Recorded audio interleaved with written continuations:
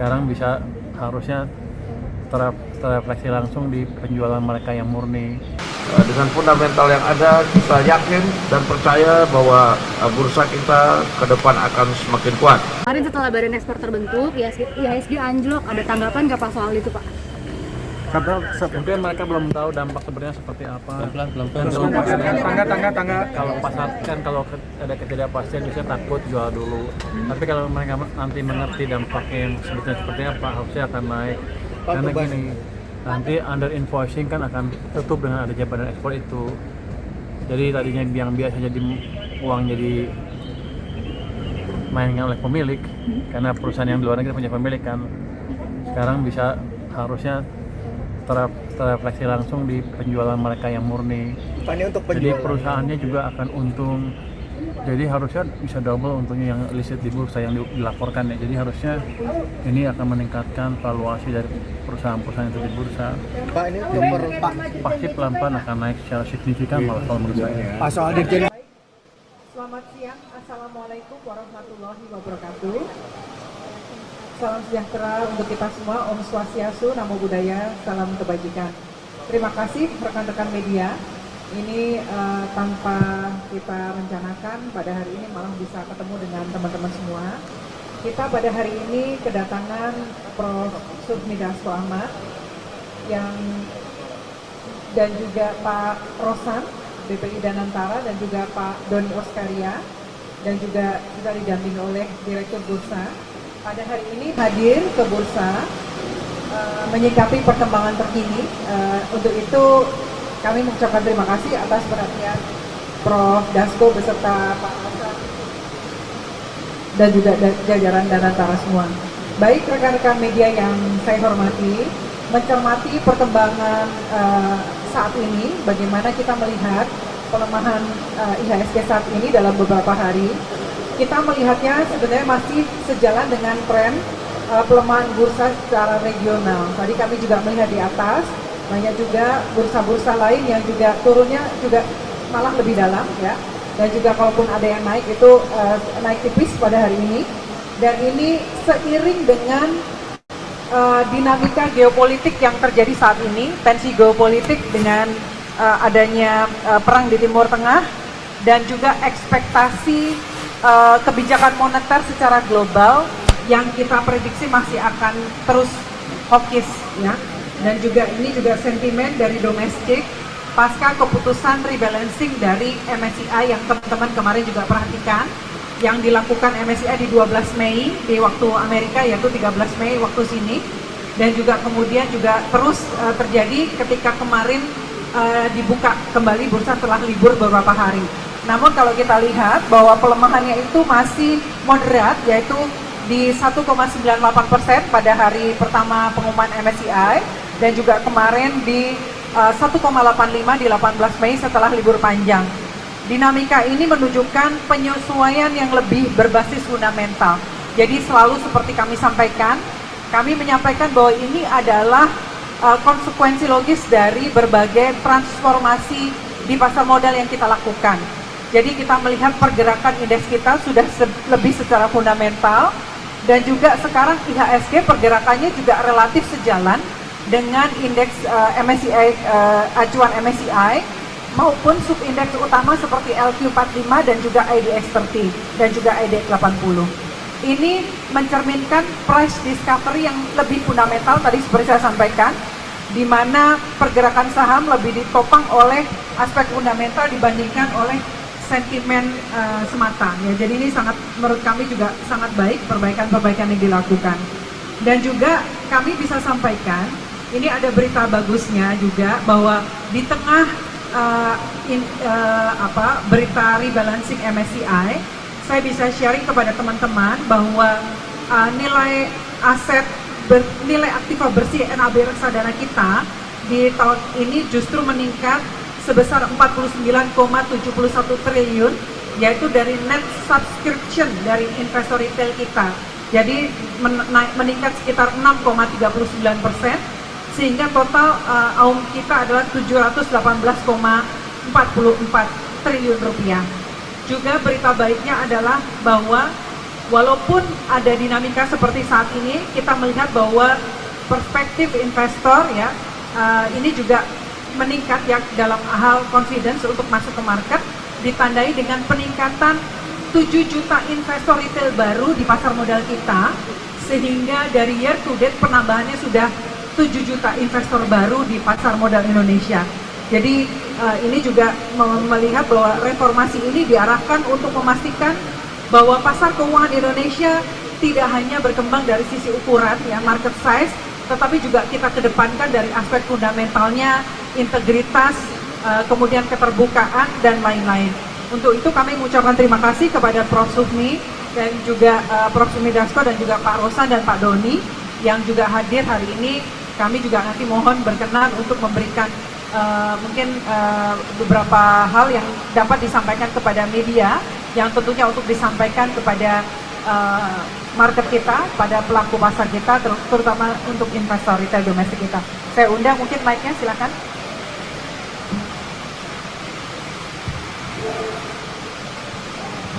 Baik, terima kasih rekan-rekan media, Bu Kiki dari OJK, Pak Rosan dari Danantara, Pak Doni, Pak Nyoman. Kami tadi sudah banyak berdiskusi tadi di atas bagaimana kita meyakinkan untuk menguatkan investor global yang akan masuk di bursa dan sedang di bursa, tetapi juga tadi kami juga banyak berdiskusi bagaimana kemudian investor retail yang ada terus tumbuh dan berkembang, dengan kami kemudian mendengarkan paparan dari pengelola bursa, bagaimana mereka kemudian menyempurnakan regulasi-regulasi yang bisa kemudian meyakinkan dan juga kemudian membuat para investor lokal merasa nyaman, sehingga tadi kita lihat bahwa pertumbuhan investor lokal atau retail terus bertambah, dan itu kemudian dengan fundamental yang ada kita yakin dan percaya bahwa bursa kita ke depan akan semakin kuat. Mudah-mudahan kita akan lihat hasilnya setelah tanggal 29 ini, semua yang dilakukan atas kerja keras dan niat baik ini akan membuahkan hasil. Itu aja dari saya, dan terima kasih atas kerja keras dari Direksi Bursa maupun OJK yang beberapa hari ini telah bersusah kemudian menghadapi situasi yang disebabkan oleh pasar global maupun dinamika di dalam negeri. Demikian, terima kasih. Assalamualaikum warahmatullahi wabarakatuh. Salam, Om Swastiastu, Namo Buddhaya, salam kebajikan. Selamat siang dan salam sejahtera buat kita semua. Pertama, terima kasih tadi dari penyambutan yang sangat baik dan informasi yang baik dari Ketua OJK, Ibu Kiki, dan saya juga terima kasih bersama dengan pimpinan DPR, Bapak Profesor Sufmi Dasko Ahmad, dan juga rekan saya Pak Doni, Pak Nyoman, dan direksi yang lain.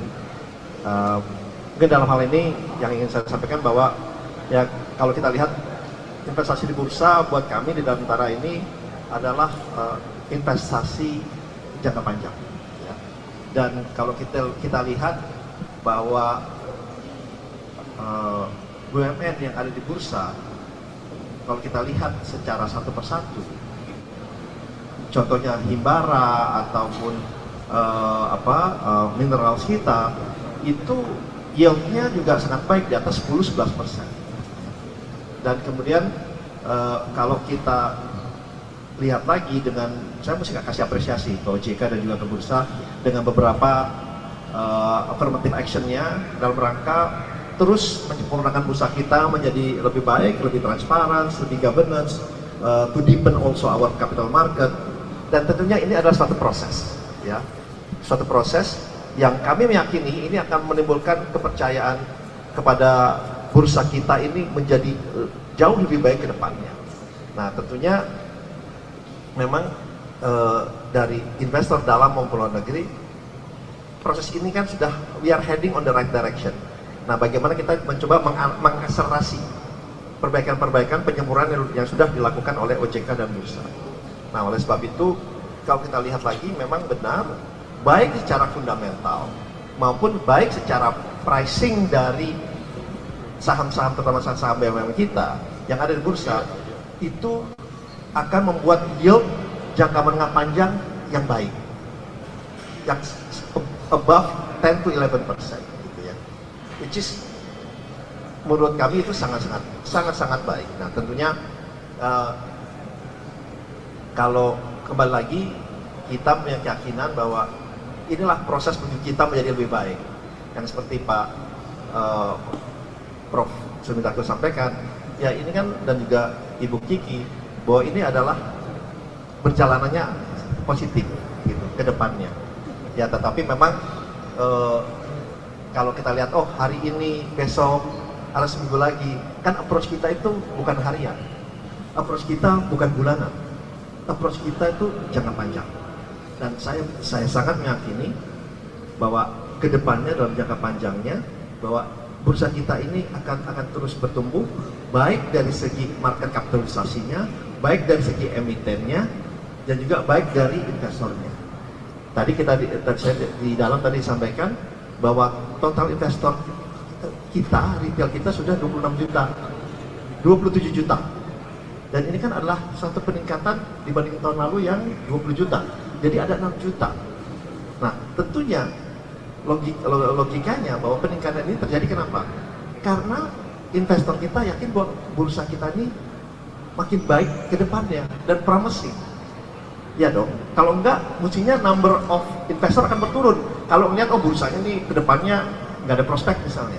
Logikanya kan seperti itu. Nah, ini yang kita juga terus bursa lakukan, OJK lakukan adalah edukasi kepada para investor, terutama investor di dalam negeri ini. Dan kita lihat juga pertumbuhan dari investor anak-anak muda, Gen Z juga meningkat yang signifikan. Nah inilah yang kita harus kasih pemahaman kepada mereka, bahwa investasi di pasar modal ini adalah investasi baik menengah panjang yang bisa menghasilkan suatu return yang baik dan bisa menghasilkan pertumbuhan kita yang terus berkembang. Jadi kami dari Danantara melihat ini, ya memang di bursa pasti ada ups and down-nya, ya, tapi kita lihat kembali lagi, pertama dari fundamental perusahaan kami ini baik, mempunyai yield yang tinggi, pricing saat yang sangat baik. Apalagi misalnya kalau kita lihat perbankan dari price to book-nya is below 1%, di bawah 1, yang dimana kalau keadaan normal itu above 2, above 3%. Jadi definitely there's a potential upside. Definitely there's a potential upside. Jadi itulah edukasi yang kita harus berikan, harus sampaikan, sehingga pemahaman secara bursa, pasar modal, capital market ini menjadi lebih baik, menjadi komprehensif. Mungkin itu dari saya. Terima kasih. Menemani pagi Anda dengan informasi terbaru. Satu langkah lebih dekat, satu langkah lebih mencerahkan. Saksikan Sapa Indonesia Pagi di Kompas TV, channel 11 di televisi Anda.